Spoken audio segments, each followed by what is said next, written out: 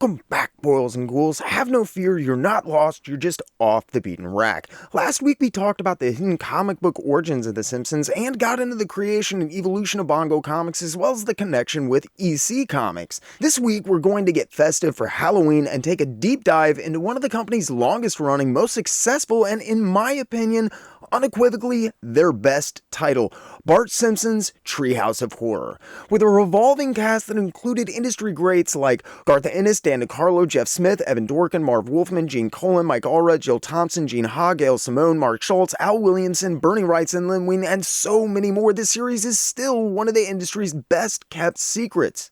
While the Treehouse of Horror would go on to garner more critical success and awards than the entire rest of the Bongo catalog combined, as we learned last week, the road wasn't always easy.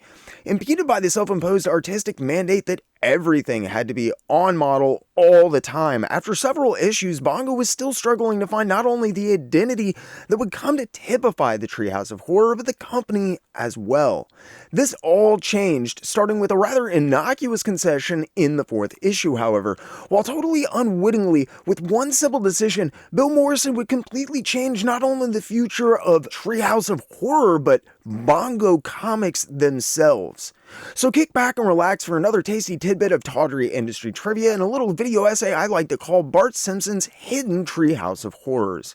Remember, if you enjoy these videos, hit that like button, think about sharing these videos with your friends, and if you really enjoy what you see, make sure you Hulk smash that subscribe button.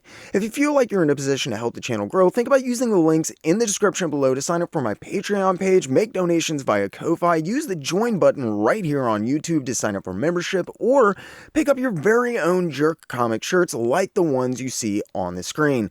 But now, let's get into it.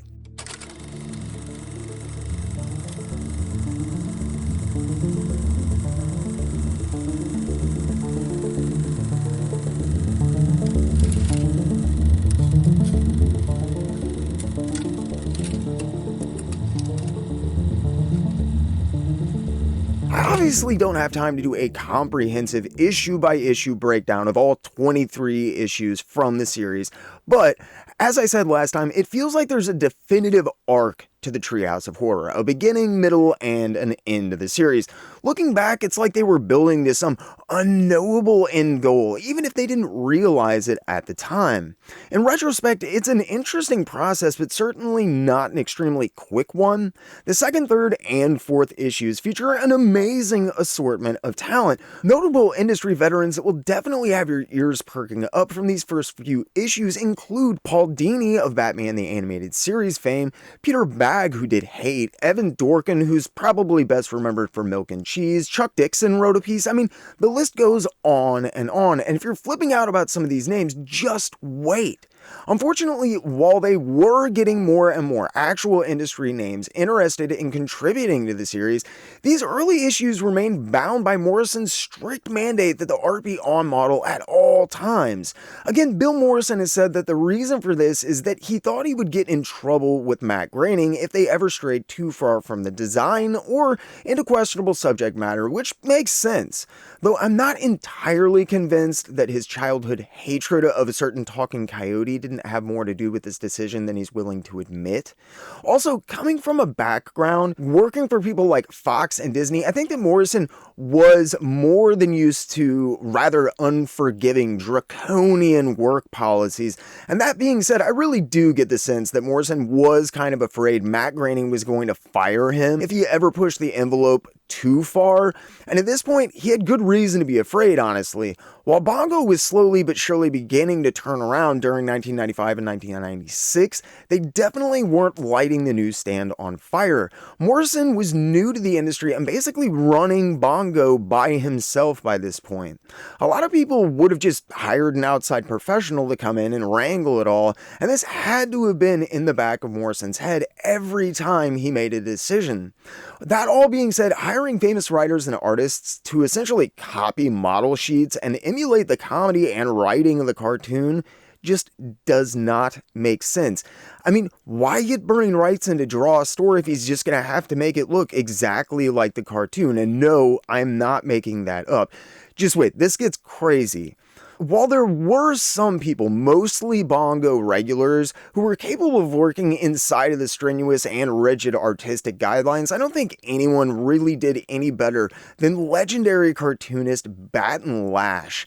Lash was the man responsible for bringing the absolutely logic-defying Archie meets the Punisher together, though, so he was basically capable of working under any restrictions you gave him.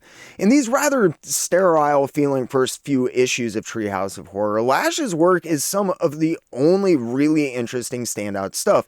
Lash seemed not only capable of working within the Bongo style, but he really had a way of breathing life and energy into it that even someone like Matt Groening would have a difficult time approaching, in my opinion. Lash fit well into the Bongo family, and as it turned out, he and Morrison had kind of a mutual love, not in Treehouse of Horror alone, but in Radioactive Man especially. Lash would go on to almost single-handedly helm Radioactive Man, producing nearly all of the art, not only for interiors, but covers, promotional material, posters, you name it, for the next 12 years, from 2000 until 2012. Some rather phenomenal work on Baton Lash's part aside, the initial 3 issues of Bart Simpson's Treehouse of Horror really feel like they were simply vehicles that capitalize on the success of the cartoon episodes, and in a rather trite manner, honestly. It had been nearly 3 years and the series wasn't really going anywhere. While they'd managed to attract some solid names at the title, none of them had really been allowed to artistically express themselves, and dollars to donuts, you couldn't pick out anyone's art with a gun to your head on these early issues.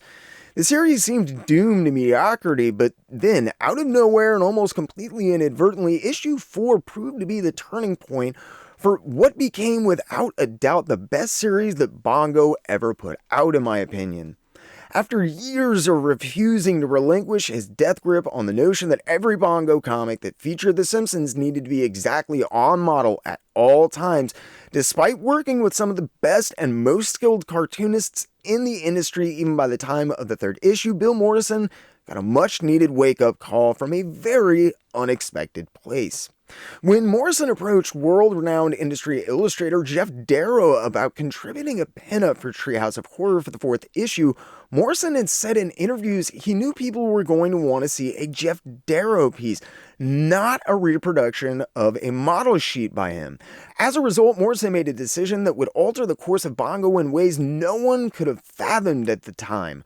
Morrison decided, after Darrow agreed to do the pinup, that he was going to give him free artistic reign. While he said this in the past, this was the first time Morrison really meant it.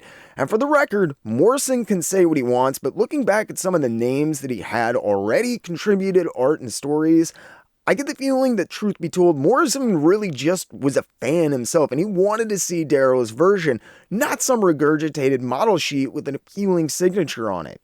Whatever his reasons, Morrison made a fateful decision. For the first time when recruiting an artist for the Treehouse of Horror, Bill Morrison gave Darrow complete creative control to write or draw whatever he wanted. I mean, it was only a pinup, right? What could possibly go wrong? According to Morrison, his thought process at the time was basically this: Jeff Darrow was only going to be contributing a 2-page pinup spread, not a full-length piece or even an entire story. So even if Matt Groening did get a little bit ticked about it, Morrison didn't think he'd get into too much trouble.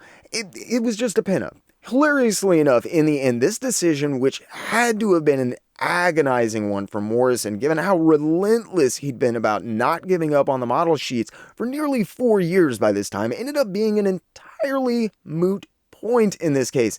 In the face of the gracious and unprecedented offer to literally do whatever he wanted with The Simpsons, Jeff Darrow politely refused the opportunity to reinterpret The Simpsons in any way, shape, or form, basically, and instead ended up requesting model sheets for reference.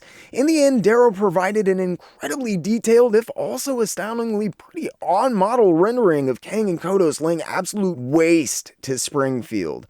The illustration somehow impressively manages to retain Darrow's own highly recognizable style without straying too far from Bill Morrison's precious designs and model sheets, all in all.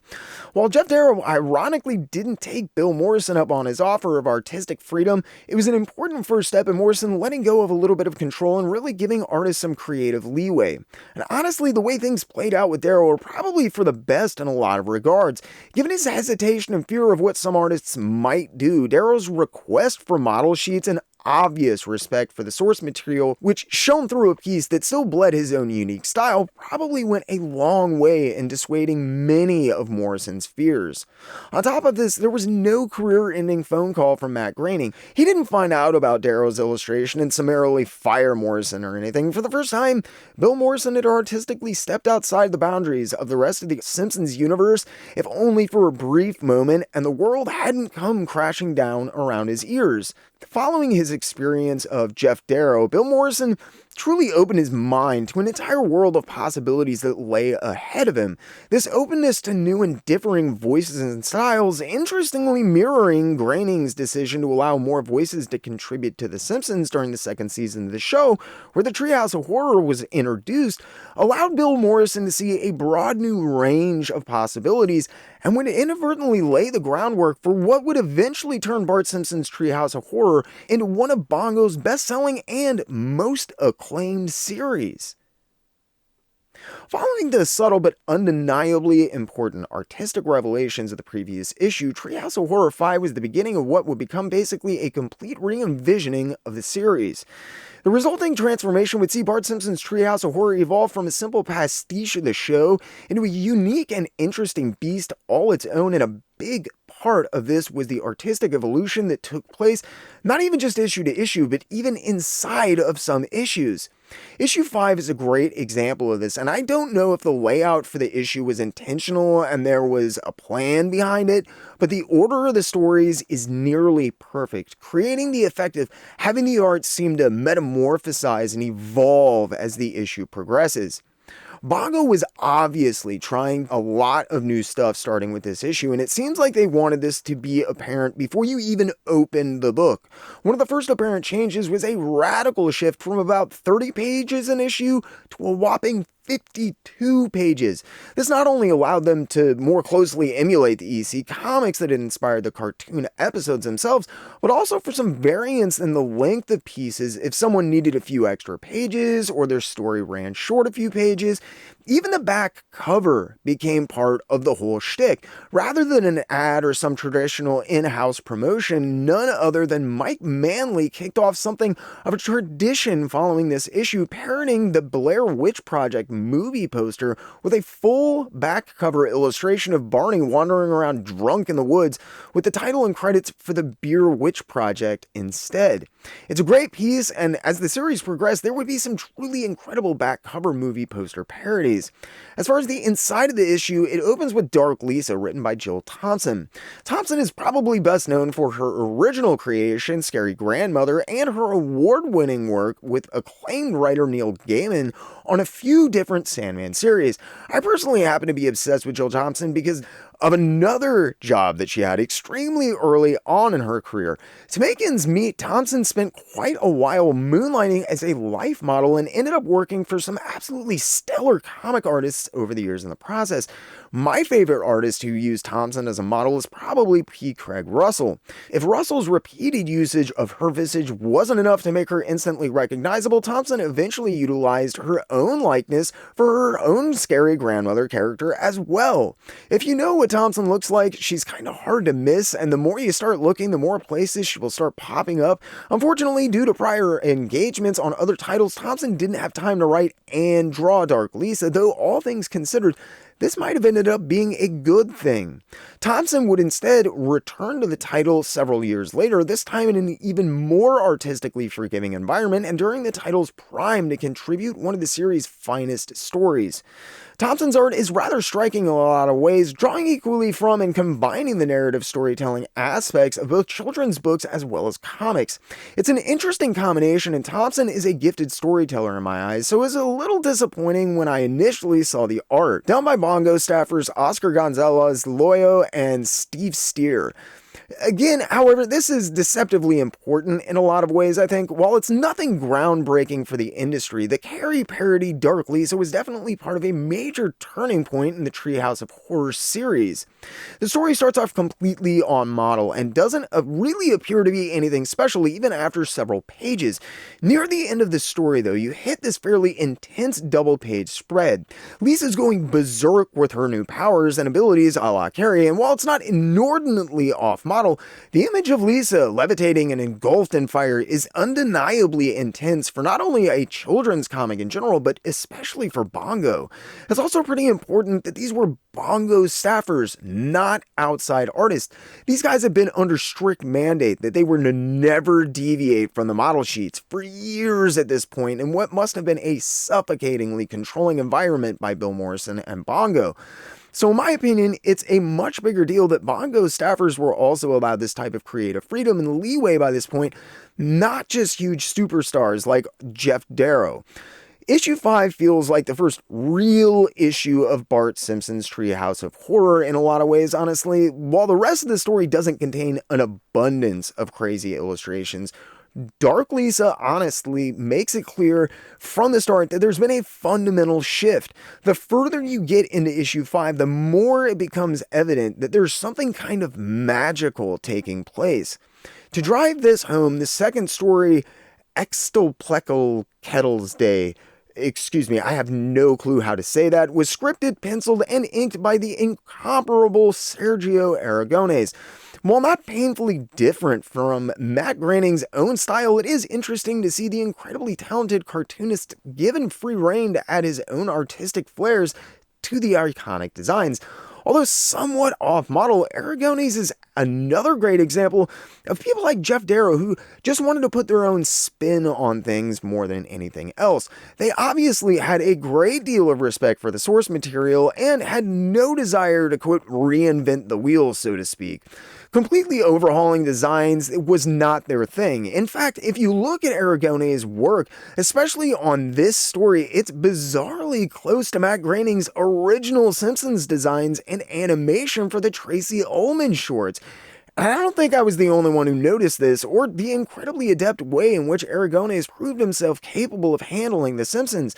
The Treehouse of Horror story would actually prove to be the beginning of a years-long relationship between Bongo and Aragonés, who went on to write and draw the entire 50th issue of Simpsons comics, as well as contribute an ongoing backup to the title Maggie's Crib for several months, in addition to doing a host of other various work for Bongo over a number of years. Exel Kettles Day isn't just a good story, but Aragonés' art actually works as an incredibly effective bridge between the Bongo staff work on Dark Lisa and the story that follows. A story which would radically change the trajectory of the entire series, actually. While every story in issue 5 is extremely important in the growth and the evolution of the series, even the back cover, the really important story from this issue is the third and final installment, Apu on Rigel 7, written and illustrated by Doug TenNapel of Earthworm Jim notoriety.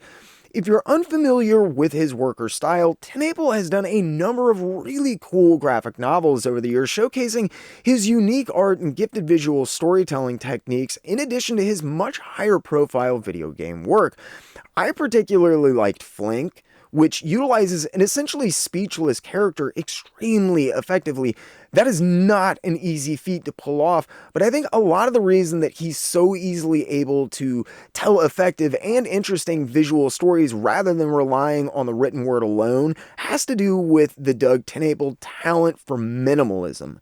This is one of the major factors that makes his games really stand above the competition. He's able to strip ideas and stories as well down to their essential elements, and his art is utilized as a way of achieving his storytelling, not the other way around. While it's gorgeous to look at, TenNapel's work isn't just about looking good so much as it is about telling a good story. He's experienced in almost every type of media that you can think of. He's done comics, video games, animation, the list goes on and on. TenNapel's eye for pacing and artistic storytelling is incredible, but he does have a rather unique and distinctive artistic style, as I mentioned, and it isn't anything like Matt Groening's. While it may have to do with the fact he has done so much work in fields where he has to constantly consult model sheets and worry about looking the same as everyone else working on a project, whatever the reasons, when given some creative leeway, I think he took the offer far more seriously than Morrison imagined he ever would when he made it. Unlike Jeff Darrow and Sergio Aragonés, apparently Doug TenNapel was not interested in drawing the characters perfectly on model, or necessarily looking at the model sheets at all when he was doing his story. Apu on Rigel 7 might be the last story chronologically, but it was actually the first story to get turned in, apparently. Arriving long before the other stories, when Apu on Rigel 7 first hit his desk, Bill Morrison essentially completely freaked out. I know I kind of keep harping on it, but it's important to remember that Bill Morrison was coming directly from illustration work from massive and highly litigious companies where you were dealing with other people's characters and IPs, and expensive and iconic ones at that. You had to be very respectful of every part of the design, from the costume to the colors and even the facial expressions. With this in mind, when Bill Morrison saw the art that TenNapel had turned in for Apu on Rigel 7, he actually wondered, in his own words, if he had, quote, gone too far. Morrison has discussed receiving Apu on Rigel 7 in a few different interviews, and honestly, you can still almost feel the fear and stress all these years later. I really do get the feeling that one of the major reasons Morrison was so hell-bent on staying on model for so long was the fact that he was terrified he would somehow offend Matt Groening by straying too far from his initial character designs. Morrison genuinely worried he would get in trouble or even potentially get fired if he went too far, and when he saw Apu on Rigel 7 by Doug TenNapel, Morrison was pretty sure he'd crossed the line. Apu on Rigel 7 isn't necessarily so much off-model as it really is just Doug TenNapel drawing The Simpsons however he wanted. The stark contrasting colors of the story and even the heavily handed line work on the story feel almost completely alien when compared to Bongo's other books to this point. There are certain shots, especially of Homer, where he looks utterly unhinged, and it's not hard to see why Morrison was initially so taken aback by it. It really was a radical departure for the company, and as it turns out, when Matt Groening did eventually see the pages for Apu on Rigel 7, he didn't like them. He loved them. Groening praised the illustrations for their originality and seems to have been rather taken with TenNapel's take on everyone's favorite dysfunctional family unit. Following Apu on Rigel 7 and Groening's acceptance of art that was most certainly not slavishly tied to the model sheets any longer, it feels like a weight was lifted from his shoulders. With Groening's blessing and an entirely new dimension of artistic freedom now open to them, the Treehouse of Horror really came into its own. This was the catalyst which would finally allow Morrison to follow through on his initial concept and promise to people working on the series of creative freedom. From this point on, once they were given Morrison's approval, writers and artists would finally be allowed to do whatever they wanted in Bart Simpson's Treehouse of Horrors. After the artistic evolution of issue 5, Bart Simpson's Treehouse of Horror quickly shifted gears beginning with the 6th issue. It transformed from little more than an imitation of a cartoon episode into a true showcase for some of the best and brightest in the field.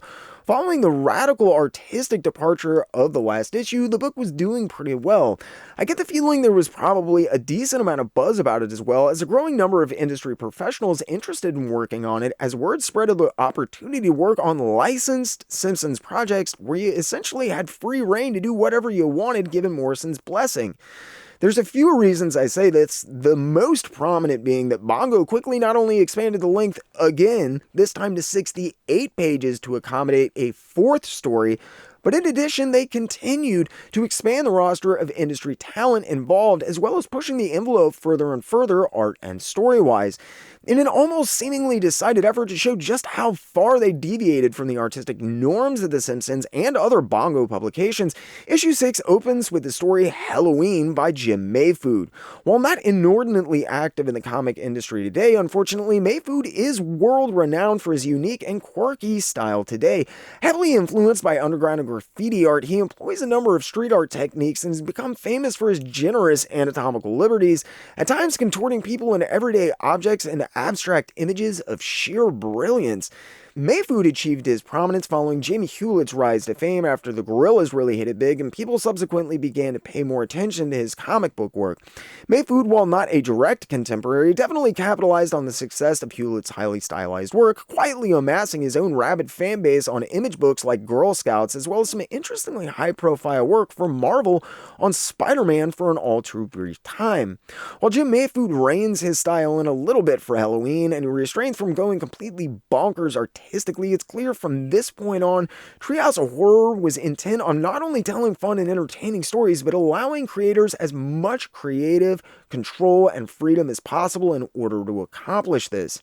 Flexing their indie comic muscles, Peter Cooper follows up Mayfood's Halloween with the jaw-dropping Metamorphosis. Cooper's most widely recognized work in the US is probably taking over Mad Magazine's Spy vs. Spy in 1997, but he also helped put together and release the extremely influential World War III Illustrated starting in 1979 and became somewhat of an indie cult comic status figure as a result. Internationally, Cooper's most renowned works are his numerous award-winning illustrated adaptations of Franz Kafka's work, which have been reprinted all over the planet and translated into a myriad of different languages. Fittingly, he contributes a comedic retelling of Kafka's Metamorphosis. One of the major successes of the work here for me is just how well Peter Cooper was able to seamlessly blend his own heavy-lined pen and ink work with that of the traditional Simpsons style. The result is not only gorgeous to look at, but it again reinforces that most creators would go out of their way in order to show respect to Groening's original designs rather than poke fun or do anything derogatory or offensive. Considering how intense the art is on the first two stories, Young Frankenstein might visually appear to be the most artistically tame and least significant story on the surface. Nothing could be further from the truth in my opinion though. While the Treehouse of Horror produced few relationships that bled into regular Bongo publications, this was one of the rare occasions. At the time of the issue's publications, after decades of work for Archie Comics, producing many of their best-selling and most fondly remembered characters, legendary artist Dan DeCarlo had been recently unceremoniously fired and was subsequently basically disowned by the company. By the 1990s, there wasn't an abundance of work available to someone who specialized in such a niche type of art, and DeCarlo found himself locked out of the industry he had spent his entire life working in almost overnight. Being a fan and knowing that he needed the work, Bill Morrison wrote Young Frankenstein as an Archie parody just for DeCarlo, and the results are surprisingly sublime in my opinion. Young Frankenstein looks perfectly on model at first glance. DeCarlo obviously had a pretty decent knack for reproducing existing characters and designs given in his decades at Archie after all. There's something different and unique about Young Frankenstein that makes it really stand out to me though. I don't know when the next time I'll get to talk about DeCarlo will be, so forgive me if I talk just a little bit about the guy, as he is criminally overlooked and has done some really fun stuff. Over the years during his time with Atlas and his formative years with Archie, DeCarlo had developed a knack for imbuing his cartoonish style characters with a real sense of life and personality that few other people have ever achieved. His biggest artistic influence today can probably be seen in the Hernandez brothers of Love and Rocket fame, who both cite DeCarlo as a major influence on their work. DeCarlo is also generally recognized as at least the co-creator of the wildly successful Sabrina the Teenage Witch, and is credited as the sole creator of Josie and the Pussycats, both of which have inspired numerous television and cartoon adaptations, as well as Cheryl Blossom. Sabrina the Teenage Witch had a pretty big hit with the 4-season Filmation animated series in the 1970s, but the live-action sitcom starring Melissa Joan Hart is so beloved and well-remembered that even after 7 seasons, 3 movies, and the horror-driven chilling adventures of Sabrina Netflix series, there have been numerous fan campaigns to reboot the series, and even a fake press release so convincing that it had some of the cast and crew scrambling for their agents. Did I mention this was 25 years after Sabrina the Teenage Witch went off the air? Yeah. Josie and the Pussycats, which DeCarlo coincidentally named after his wife, Josie, who dressed as a cat for a costume party on a cruise they took, is another serious heavy hitter when you think about it, and strangely enough, also proved to be the undoing of DeCarlo's career in his final years. Not only did the Hanna-Barbera cartoon series run for 4 seasons for Josie and the Pussycats from 1969 to 1973 on CBS, but there was a big-budget 2001 live film adaptation, and then Josie and the Pussycats technically got their own spinoff from Riverdale, Katie Keene, that lasted 1 season as well. Admittedly, I'm not a huge Archie fan, but I had a girlfriend at one point who was really into funny books. And I don't mean that derogatorily, I mean real funny books. Being a big believer in don't knock it until you try it, after discovering Pete Baggs' hate and a pretty hefty stash of Zap and other crumb comics among her collection, I ended up reading a ton of her stuff. I never got that into Archie, but even I have to admit, Dan DeCarlo's Sabrina was actually pretty darn good. There was just something about the character that I always loved, especially when DeCarlo was illustrating her, and following a binge of the better part of his work on the series via my ex-girlfriend's long boxes, I have respected the crap out of the man ever since. When I found out he spent nearly a decade on Millie the Model for Atlas right before he went to work for Archie, I had to check that out too, and man, it does not disappoint. DeCarlo was almost universally adored by fans, but he lived a somewhat tragic life in a lot of ways and continually struggled to get the credit for his work that he deserved, at least from his employers. At one point, the DeCarlo name was akin to royalty when it came to Archie Comics, and that was for more than 6 decades.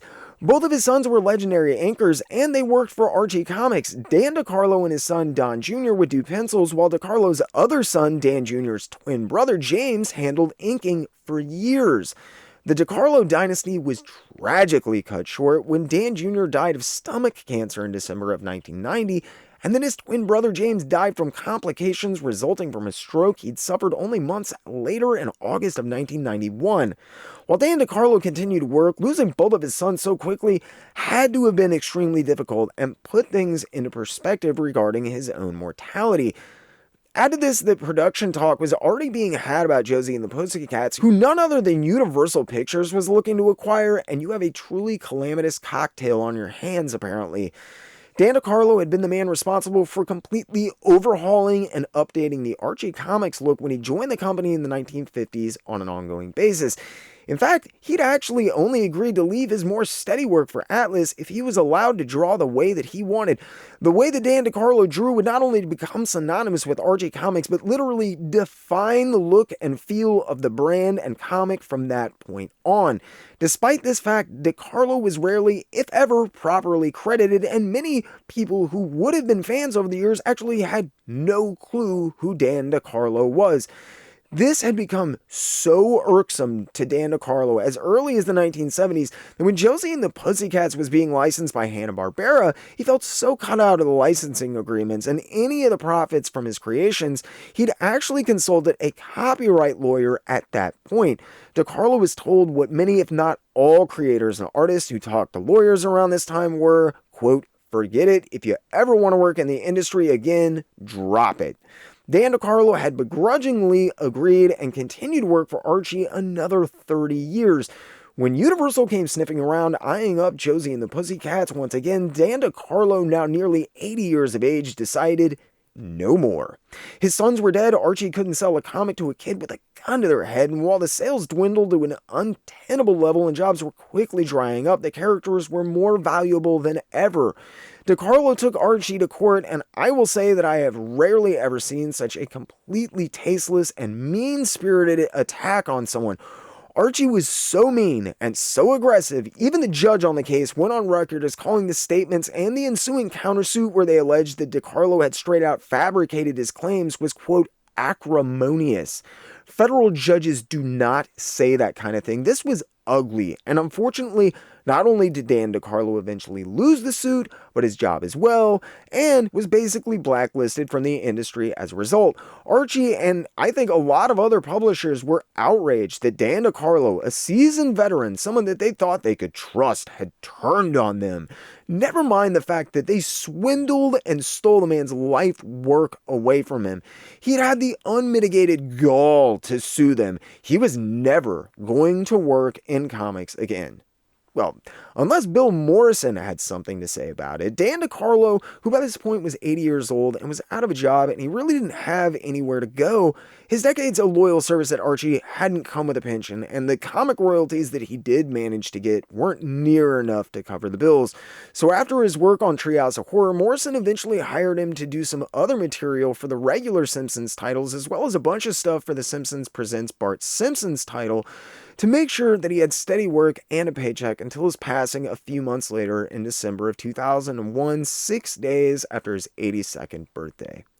Young Frankenstein is a really cool piece, and I highly recommend you check it out. The opening page alone is worth picking up this issue, in my opinion. The story isn't necessarily the most original, but DeCarlo's art looks absolutely stellar on this piece. It's incredible to look at this story and know that he was 81 years strong, recently kicked out of the company he'd essentially helped build, lost a lawsuit to a creation based on his own wife, not to mention both of his sons, and he was still doing this caliber of work.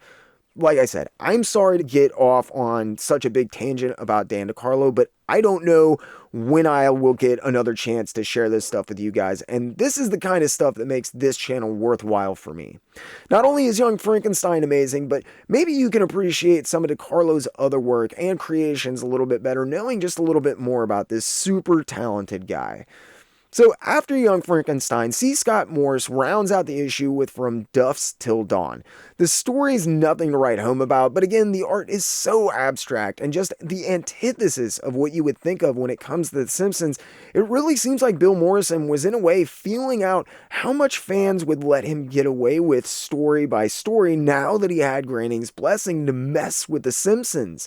Sometimes it works and sometimes it doesn't, but that's kind of the beauty of this series. It isn't perfect, but it created some of the most interesting official Simpsons interpretations and stories I've ever seen.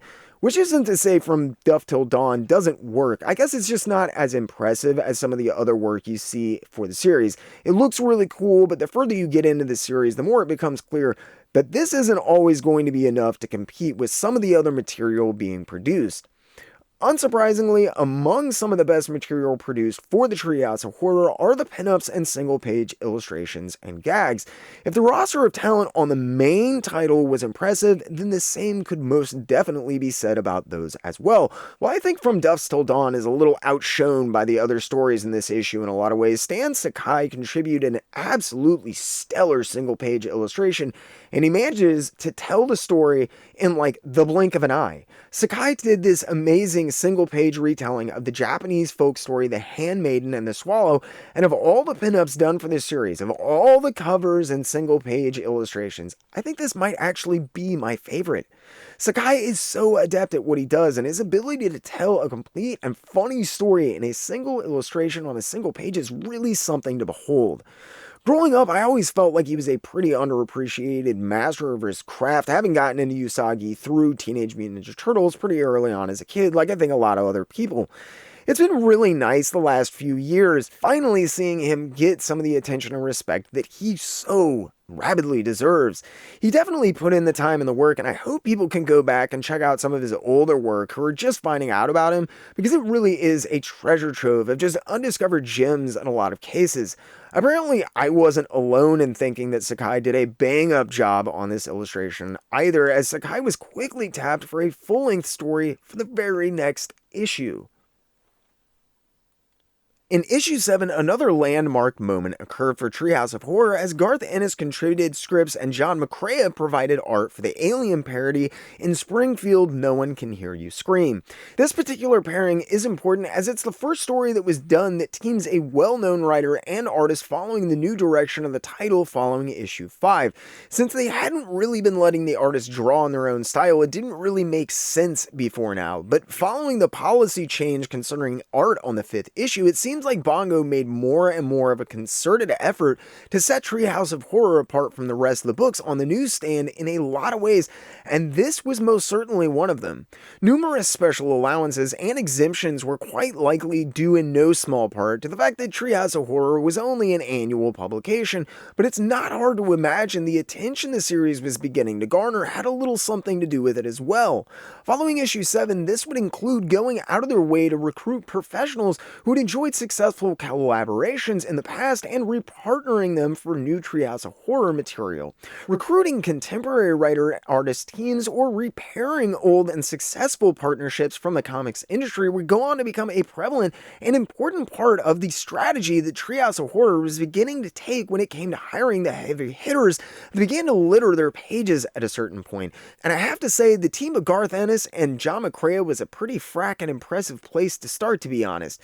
Today, people are all jazzed about the boys, but even 20 years ago, Garth Ennis was like a force of nature, carving out a distinctive niche for himself as he kind of wormed his way into mainstream US comics.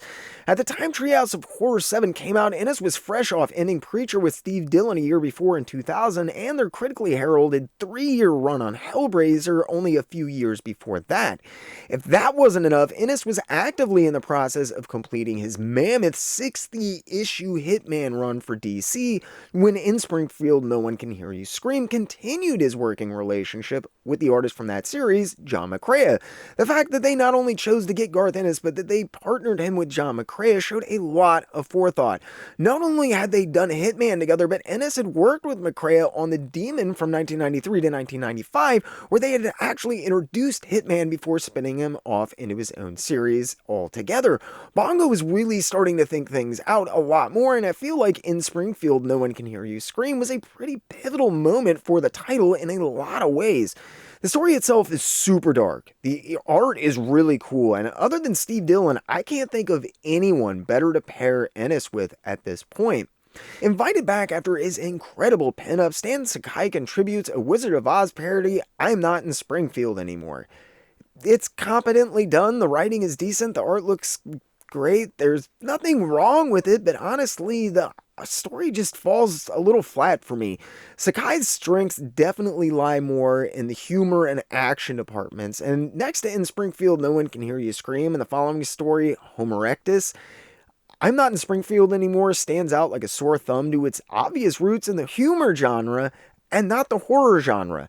In Springfield No One Can Hear You Scream and Homo Erectus are really dark, both tonally and artistically, and I'm Not in Springfield is Sakai delivering an incredibly adept parody of The Wizard of Oz in the Mad style, substituting Simpsons characters for the originals.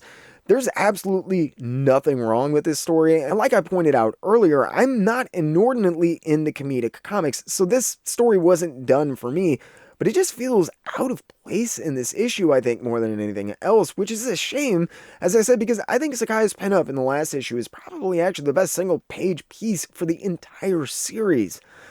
I'm Not in Springfield Anymore, again, feels extremely out of place with the cartoonish on-model style illustrations of The Simpsons, as Homo Erectus is anything but. It's an absolute feast for the eyes. The story was done by Troy Nixie, along with reoccurring super colorist Dave Stewart. Together they deliver one of the most impressive stories of the entire series, and that is saying something. Sadly, Dave Stewart is a colorist, so he's not a household name, but he should be. He's won Eisner Awards for his coloring a few times.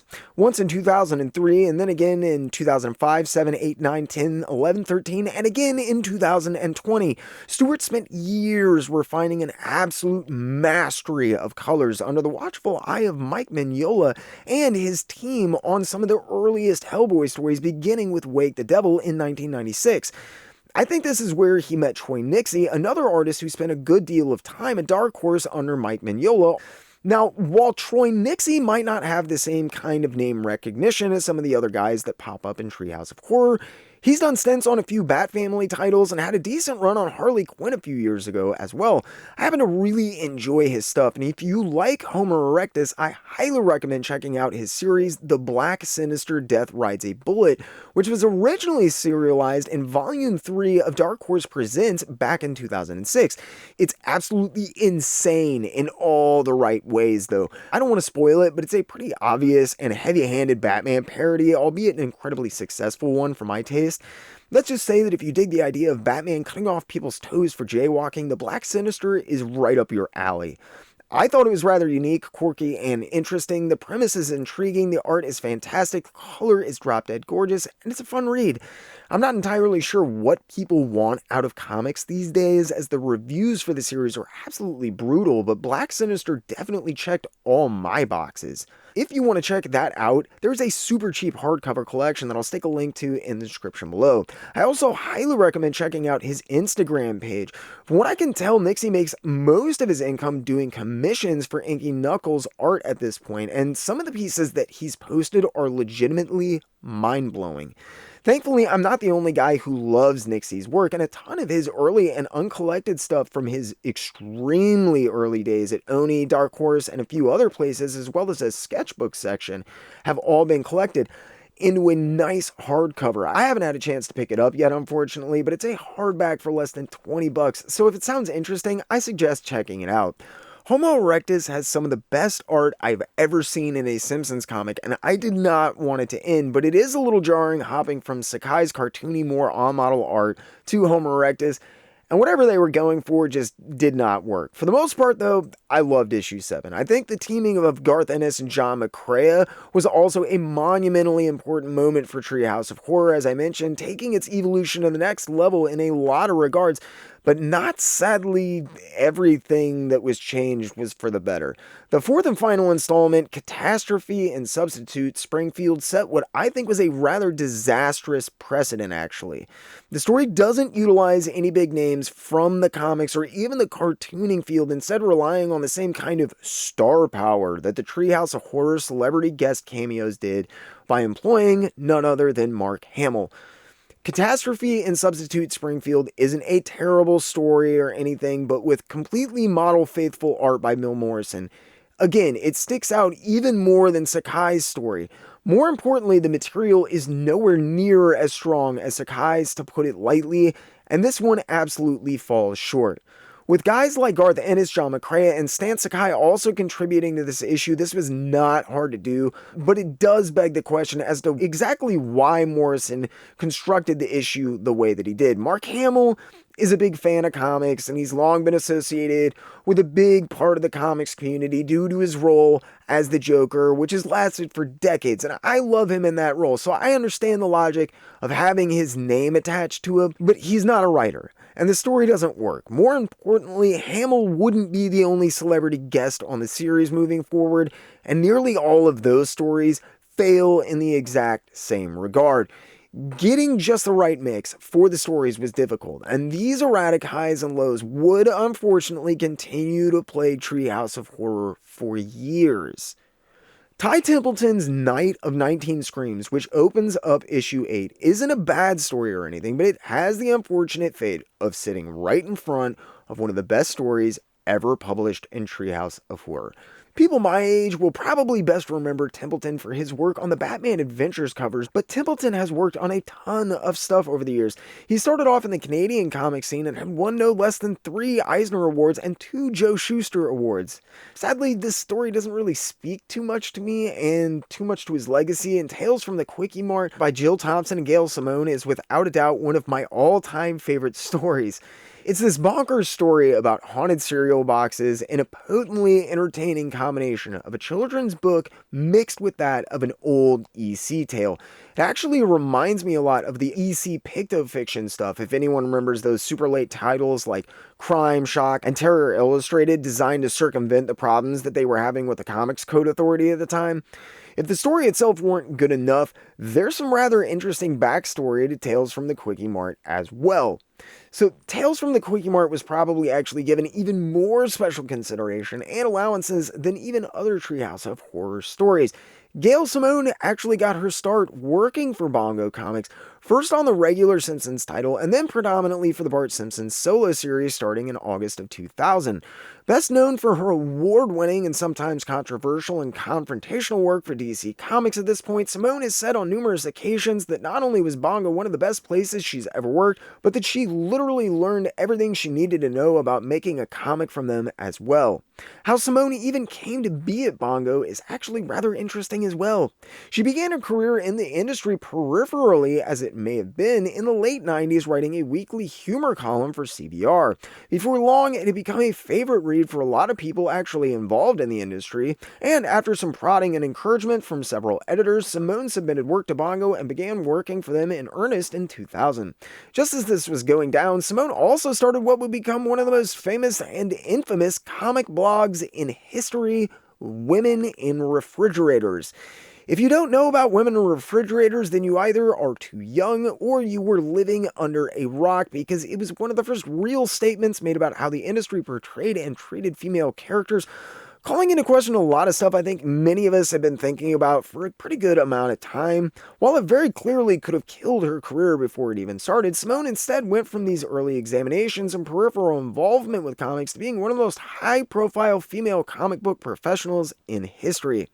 Simone has worked on some of the biggest properties in comics at this point, including Deadpool, who none other than Joe Quesada suggested she do a pitch for as the series teetered on the verge of cancellation back in the early 2000s, as well as Superman and Wonder Woman, although she's definitely most closely associated with her multiple award-winning runs on both Batgirl and the Birds of Prey.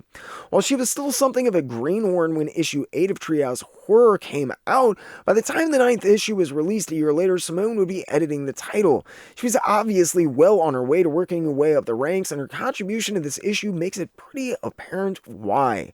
Simone and Thompson work extremely well together and deliver a spellbinding tale of immense artistic beauty in Tales from the Quickie Mart, which is not only without a doubt among the best stories that Treehouse of Horror ever produced, but Bongo in general. All things considered, the art for Tales from the Quickie Mart actually makes me glad that Jill Thompson hadn't had time to illustrate her first story, Dark Lisa, for issue 5. This had been the precipitating factor in her return to the title, and the art for Tales from the Quickie Mart is so beautiful it really would have been a shame had she not been given the opportunity to work as freely as she did. Thompson's fully painted renderings of The Simpsons definitely remain true to the original designs, but her interpretations are some of the most interesting I've ever seen as well. Despite being only 5 pages long, I can safely assure you that picking up this issue is worth it for this story alone. Tales from the Quickie Mart is a hard act to follow, but the legendary Scott Shaw proves up to the task with Christine, an absolutely insane rip on John Carpenter's adaptation of Stephen King's Christine, done in the hot rod pinup style of Ed Big Daddy Roth. Roth happens to be one of my first artistic obsessions, and Scott Shaw proves he knows what he's doing when drawing his Sphinx and rat rods throughout. It's more cartoonish than I like to see Roth's style interpreted as, but I'm definitely still stuck in that 13-year-old mentality of the more lines it has, the better it is, so take my observations here with a grain of salt. Though I will say that Shaw's Christine, while definitely cool, heavily downplays the extreme details that kind of make up the aesthetic of that absurdist character type style Roth and his house artist perfected over the years in favor of a much easier to replicate cartoonish style. Christine is a fun distraction for a few minutes, but the final story in issue 8, Power Plant of Pain, is one of the few stories Bongo ever mustered that could manage to successfully cap off an issue containing Tales from the Quickie Mart and manage to hold its own while doing it. The art is absolutely drop-dead gorgeous on Power Plant of Pain, which pairs Hilary Barta, who pencils and inks his own work here, with some of the most luscious coloring you're likely to ever find provided for a Simpsons comic, again by none other than the inimitable Dave Stewart. In my opinion, this is the kind of story that Bart Simpson's Treehouse of Horror was built for. Hilary Barta is one of those guys who will probably just never get the respect that he deserves, but he came up at Marvel during the 80s as an inker on a massive amount of stuff.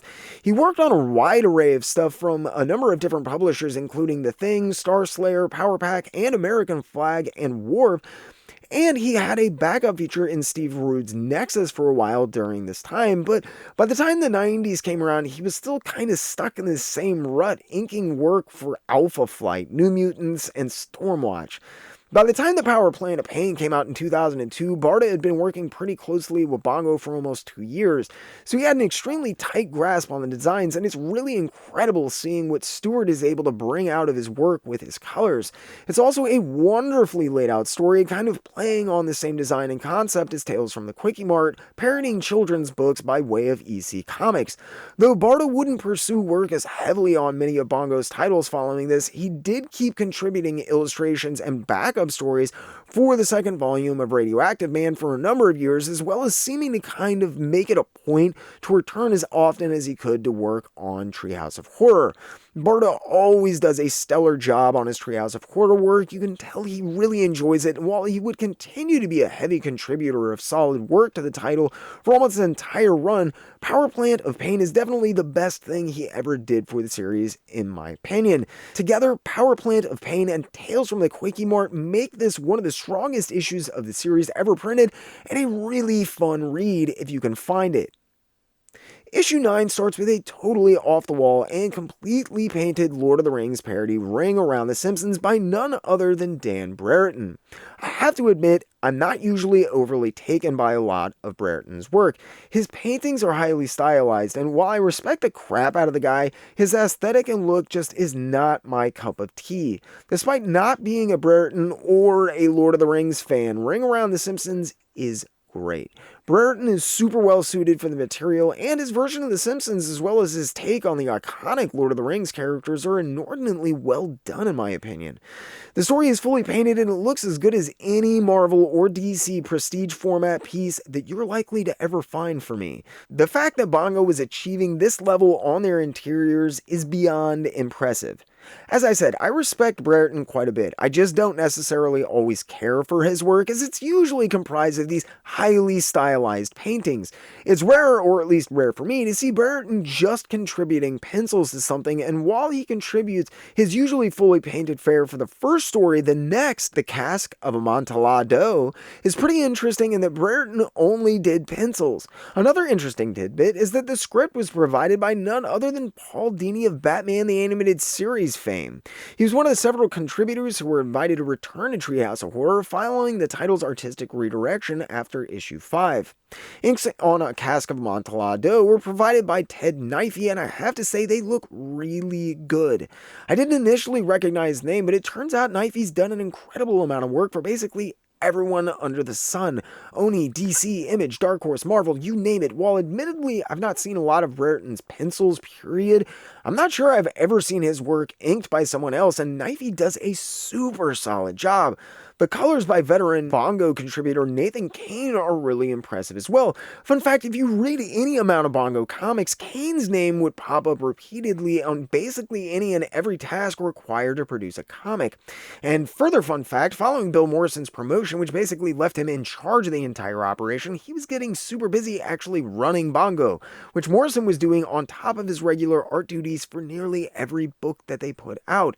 As Morrison simply became too busy to deal with a lot of stuff, Nathan Kane became the new Bill Morrison. He was the guy that you went to when you needed something done right and on a nasty deadline. Kane eventually proved so invaluable to Bongo that he took over as editor in 2012 when Morrison finally decided to part ways with the company after more than 20 years. Issue 9 finishes with a parody of Alan Moore's From Hell and Back, the truer story of Jack the Ripper by Gary Spencer Millage.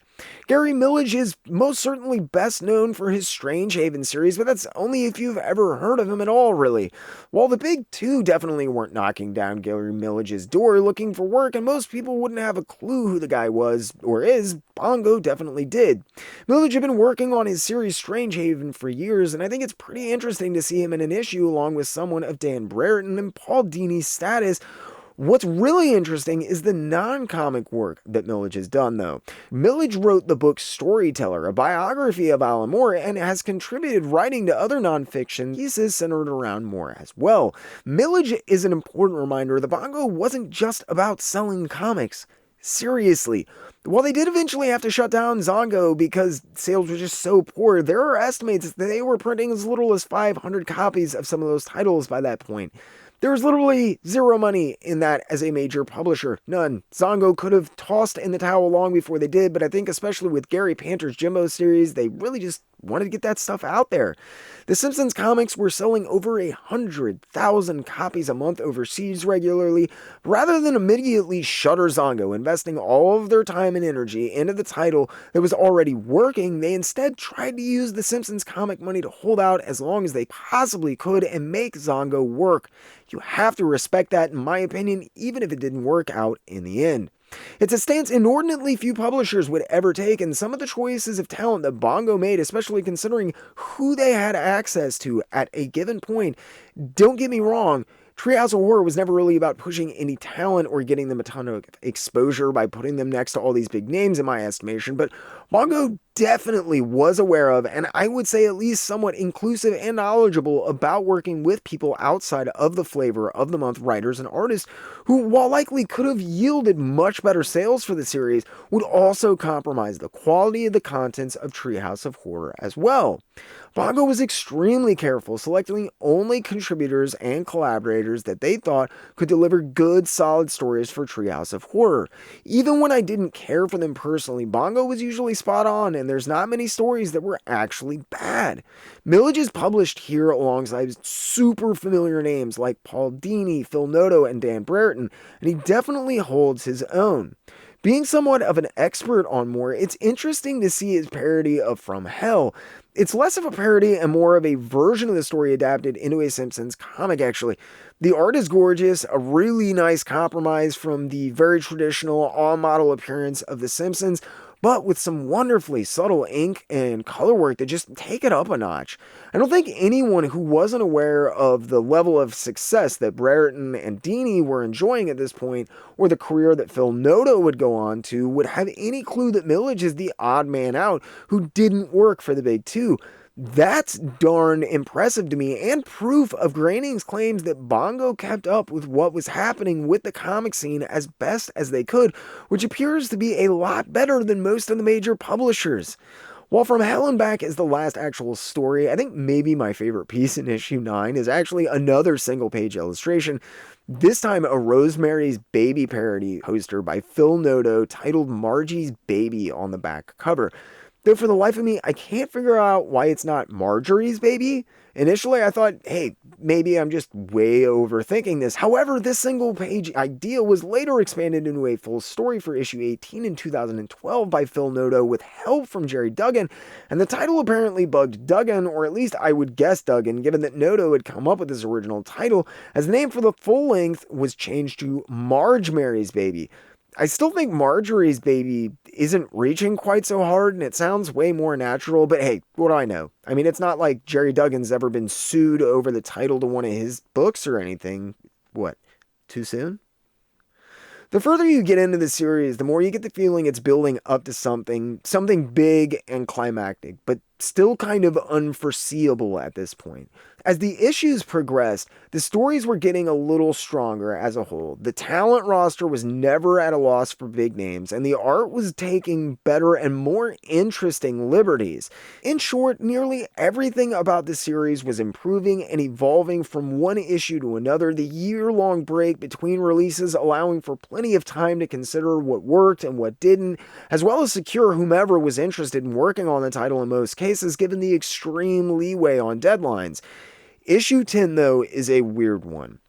Issue 11 would prove to be an absolutely monumental undertaking, and while I don't know that they were already in the works of planning that issue, I strongly suspect that to be the case, for a few reasons that we'll discuss when we get there.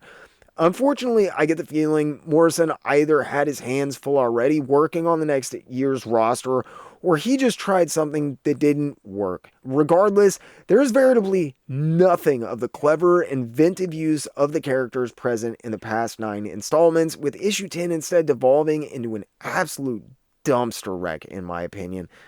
Centered around celebrity guests as opposed to big comic writers and artists, Gene Simmons, Rob Zombie, and Alice Cooper to be exact, it's not a bad issue if you compare it to issues 1 through 4, but Bart Simpson's God of Thunder, The Legend of Batterface, and House of a Thousand Donuts feel like a real waste considering the improvements of the preceding 5 issues. Simmons is a longtime fan of comics, having famously had his blood mixed with the ink for a Marvel Comics Kiss special years ago before the law prohibited such things. Rob Zombie is an outspoken fan of the medium and even put out his own book, Spook Show International, as well as having written several forwards that I know of for trades like 3x3 Eyes when it was first adapted in the US by Dark Horse long before it was super cool to be into manga. And even Alice Cooper wasn't just some random pick, having shown up in an issue of Marvel Comics Presents, officially becoming part of the Marvel Comics universe in late 1979. The stories feel forced though, and when you're reading this series chronologically, this issue is a hard pill to swallow. It seems like a betrayal of where the series seemed to be heading, and honestly comes completely out of nowhere. On top of the first 3 stories being rather disappointing, Rob Zombie was super busy and didn't even have time to contribute a full script for the issue. Instead, Bill Morrison just ended up getting a rough story concept and basically permission to use Zombie's name and characters from his films. Apparently, Rob Zombie felt really bad that he didn't have time to actually do the story for the issue like he had originally promised, so he just gave Morrison the briefest idea and permission to use his name and characters and then let him do his thing. The end result is jumbled and messy and evocative of the feeling the rest of the issue bleeds from every pore. Mediocrity. It's not bad in the sense of being terrible. It's bad in the sense it should be so much more than it is. It just feels like a waste in so many ways. Luckily, there is a silver lining. And issue 10, which actually manages to end strong with a rather remarkably amazing piece, Scareway to Heaven. It features art by Scott Morris once more and was written by Bill Morrison based on a plot by none other than Pat Boone. Pat Boone essentially helps the Flanders fight Satan, and well, I don't really know what else to say about the story other than that. The fact that it's on a story written by Pat Boone was strange, admittedly, but hey, it works. I told you, this issue, it's a weird one. Just in case you're thinking about skipping this issue entirely, though, Scareway to Heaven is a fun and funny read, and the art is great too, with Morris really proving why he's world-renowned over and over again, and the punchlines land strangely effectively, given that this was an otherwise completely unremarkable issue in almost every way. What would follow is, at least in my opinion, the greatest comic book that Bongo Comics ever released, and one of the finest comics published in recent memory as well, though. I know, a lofty claim, but like I said, it feels like Treehouse of Horror was building to this penultimate point, a goal that they might not have understood they were working towards, but in issue 11, it was the pinnacle of art and story and concept and comedy, and I cannot wait to get into it next episode. I know, but we are going to be putting this one under a microscope, so don't worry, it will be well worth the wait. For now, thanks for sticking with me. I hope you enjoyed, maybe even learned something. If you did like what you saw, think about hitting the like button, get in the comment section below and let me know. Share these videos with your friends, and remember, if you really enjoyed what you saw, make sure you Hulk smash that subscribe button. If you do that, make sure you ding the little notification bell so you never miss another video or premiere again. If you feel like you're in a position to help the channel grow, think about using the links in the description below to sign up for my Patreon page. For as little as $3 a month, you get access to tons of behind-the-scenes posts, updates, info, uncut interviews, merchandise discount codes, and you can even get your name in the credits. If you want to support the channel but Patreon is not your thing, have no fear. After 2 years of fighting with AdSense, you can now finally sign up for memberships right here on YouTube, so make sure you hit that little join button at the bottom of the screen and check out the different tiers for the perks that fit you best. There's also links to my Ko-Fi page where you can make one-time donations towards specific goals or just tip the channel, a link to my Amazon page where you can donate source material for research and upcoming episodes, and if that's not enough, there's even links to pick up your very own Jerk Comics shirts like the ones you see on the screen now. I want to sincerely thank each and every single one of you that signed up for the Patreon page, membership here on YouTube, or donated material, money via Ko-Fi, equipment. It really means the world to me, and I couldn't do these episodes without your help. Thank you again and again. Speaking of which, this episode was brought to you by the Jerk Broadcasting System, as well as generous grants from the viewers that you see on the screen now. I'd also like to thank my loyal Wednesday Warriors, Mike Dolan, John Utley, David Arroyo, Super Chasen, and Mike Dolan again, as well as Weapon X Squad, David Arroyo, John Avarton, Thomas M. Perkins, and Alex Gaylor for their generous donations.